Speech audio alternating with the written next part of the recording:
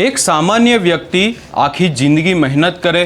એક એક રૂપિયો જોડે અને એક રકમ ભેગી કરતો હોય છે ને કોઈ કૌભાંડી આવે અને એમની આખા જીવનની મહેનતના રૂપિયા લઈને ગાયબ થઈ જાય તો આપણે જોયું કે ગુજરાતમાંથી અનેક એવા કૌભાંડો સામે આવે છે કે જ્યાં લોકોને લોભ લાલચ આપી અને એમને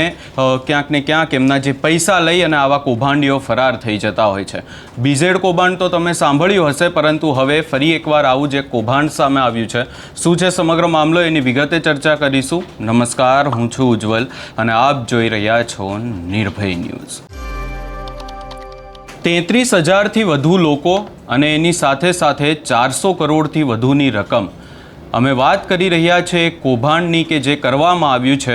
અરવલ્લીના એક વ્યક્તિ દ્વારા। અને ખાસ કરી અને ચર્ચા કરીએ તો આખી બાબતમાં એક કૌભાંડ જે સામે આવ્યું છે એની ચર્ચા કરીએ તો ગાંધીનગરની ગિફ્ટ સિટીમાં ડેટા સેન્ટરના નામે રોકાણકારો પાસેથી કરોડો રૂપિયા ઉઘરાવવાનો ગંભીર આક્ષેપો સામે આવ્યા છે। અને અરવલ્લી જિલ્લાના મેઘરજ તાલુકાના ઈસરી ગામના વતની ઉત્પલ પટેલ દ્વારા આ આખી બાબતને લઈને આશરે અંદાજિત 400થી 500 કરોડ રૂપિયાનો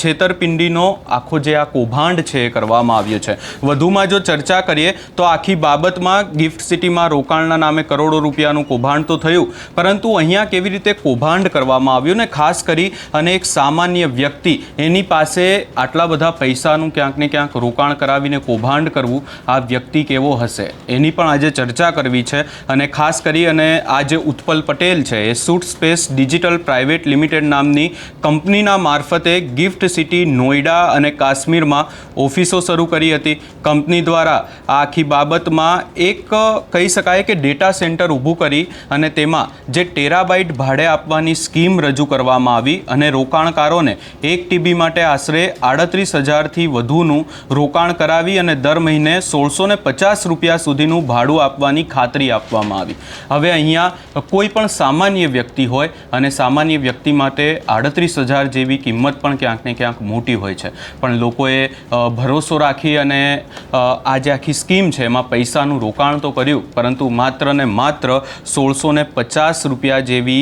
નાની રકમ માટે લોકોએ 38,000 રૂપિયા આ વ્યક્તિને આપ્યા। અને ખાસ કરીને આ તો માત્ર એક આંકડો છે, પરંતુ એમાં એવું પણ કહેવામાં આવી રહ્યું છે કે 3 લાખથી લઈ અને 5 કરોડ સુધીની રકમ લોકોએ આ આખી સ્કીમમાં ક્યાંક ને ક્યાંક પોતાની મહેનતના પૈસા લગાવ્યા હતા। અને આખી બાબતમાં જો વધુમાં ચર્ચા કરીએ તો જેમ થાય છે એમ આ કૌભાંડીએ પહેલાં લોકોને પૈસા આપ્યા, પહેલાં જે એમને વળતર આપવાનું હતું એ વળતર પણ સમયસર ચૂકવ્યું અને છેલ્લા 2 મહિનાથી એમને વળતર આવવાનું પણ બંધ થઈ ગયું છે ને આ વ્યક્તિ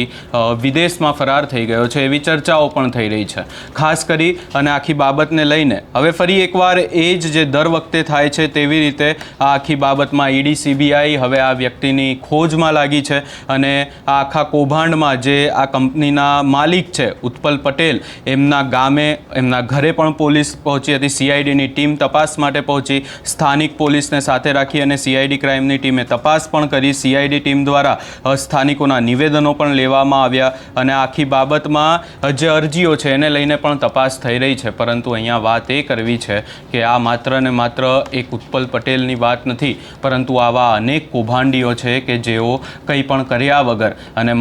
માત્ર પોતાનું એવું કહી શકાય કે વૈભવશાળી જીવનશૈલી, કરોડો રૂપિયા, પોતાની ગાડીઓ બતાવી અને ક્યાંક ને ક્યાંક લોકોને આવી લાલચમાં ફસાવી લેતા હોય છે અને ત્યારબાદ લોકો માત્ર ને માત્ર આખું જીવન એમને ઢૂંઢતા જ રહી જાય છે કે અમારા પૈસા લઈને જતા રહ્યા, અમારા પૈસા પાછા ક્યારે આવશે, તંત્ર સરકાર મહેનત કરી અને ક્યાંક ને ક્યાંક આને ગોતશે, અમારા પૈસા પાછા અપાવશે, પરંતુ આવું બનતું નથી। ફરી એકવાર આવી બાબત જે ગુજરાતમાંથી સામે આવી, હવે આ ઉત્પલ પટેલને ક્યાંક ને ક્યાંક શોધખોળ માટે પોલીસ લાગી છે, CIDની ટીમ એની પાછળ પડી છે। એની સાથે સાથે હવે ચર્ચાઓ એવી થઈ રહી છે કે આ જે કૌભાંડી છે એ પૈસા લઈ અને વિદેશ ફરાર થઈ ગયો છે, હવે એને વિદેશમાંથી પાછા લાવી શકશે કે નહીં એવી પણ અનેક ચર્ચાઓ છે। અને ખાસ કરીને ગિફ્ટ સિટી કે જ્યાં એની ઓફિસ છે ત્યાં પણ લોકો પહોંચ્યા હતા, જેમણે રોકાણ કર્યા હતા પૈસા, તે લોકો ત્યાં પહોંચ્યા, એમના દ્વારા ત્યાં હોબાળો પણ કરવામાં આવ્યો। ત્યારબાદ પોલીસ પહોંચીને આખી બાબતને લઈ અને પોલીસે જે મામલો થાળે પણ પાડ્યો, પરંતુ હવે આ આખી બાબત અને ખાસ કરીને ગિફ્ટ સિટી જેવી સુરક્ષિત વિકસિત જગ્યા કે જેને ગુજરાતનું એક એવું કહી શકાય કે ગુજરાત મોડલ કહેવામાં આવી રહ્યું છે, એક ગિફ્ટ સિટીમાં